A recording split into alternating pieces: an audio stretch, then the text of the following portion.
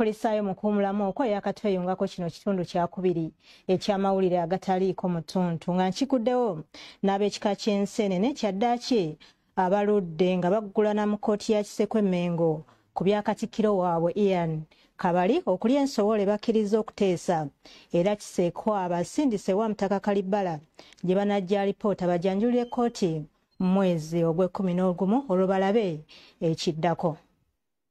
Oluvannyuma lw'abazzukulu ba Hippolyte Olule okutwala omusango mu kkooti eno nga balumiriza bazzukulu ba Mako Kironde okuva mu Katikkiro w'ekika gwe bagamba nti yali ensowole eyaliko omukubiriza w'olukiiko lwa Buganda Nelson Kawalya ayingidde mu nsonga zino nga wano atandise na kusoya Paulo Kironde ne Ian Kabali ebibuuzo ku ani Katikkiro omutuufu.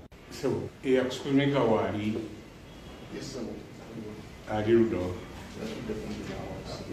kusomekerawa wali wano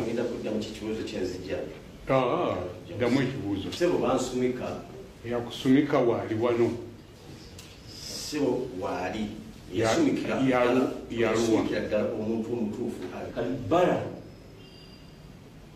yali yeewozaako yalaga Kajubi ow'amazima era Kajubi yali ensowole n'amulaga kkooti ffe bwe bayigiddwa leero bazzukulu ba Hippolyte Olule ab'Ensenene twagala kutereeza ebyo bajjajjaffe bye baalaga ne kkooti eno yennyini bwe tuyimiridde ng'eraga ekituufu. Enjuyi zombi zibuuziddwa ebibuuzo okuva mbalamuzi nga bakulembeddwa mu Kisekwa Matthew Katerega ssentebe wa kkooti era abalamuzi basabye wabeewo enzikiriziganya etuukibwako. Mwene mukyakakatira ku Kajubi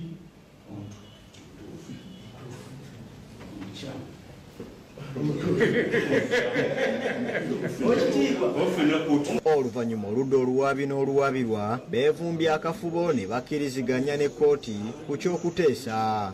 badde nsaba bajja kulonda abantu basatu be baba batufuga n'obe mutudde eyo batuule ku benki eyo tulyoke tukole ki twogere ensonga zaffe bwe tunaamala tukole ki oli akola eripooti nga chairman w'abali eyo ekomewo eyo mu kkooti. Maria Nantumbwe yakusakidde eggulire lino ku lwa Bukedde TV.